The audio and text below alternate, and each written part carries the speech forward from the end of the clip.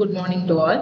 இப்போ பாருங்க, நம்ம ரிலேஷன்ஸ் அண்ட் ஃபங்க்ஷன்ஸ்ல ஜெய் மெயின் கொஸ்டின் பார்க்க போறோம். Question number 1, let s is equal to 1 2 3 etc up to 10. Suppose m is the set of all subsets of s.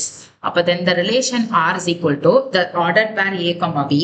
A intersection b is not equal to empty ன்னு சொல்லணும். a comma b belongs to m subsetsல இருந்து எடுத்ததா சொல்லணும்.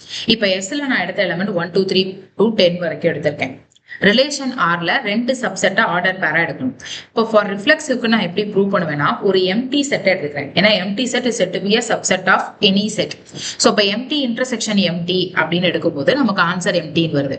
But நம்மளோட question படி ரிலேஷன்ல intersection ஏதாவது element இருக்கணும், not equal to empty தான் சொல்லணும். பட் எலிமெண்ட் இங்க வரல, அதனால இட் இஸ் நாட் ரிஃப்ளெக்சிவ் அப்படின்னு டிஸ்கஸ் பண்ணிடும்.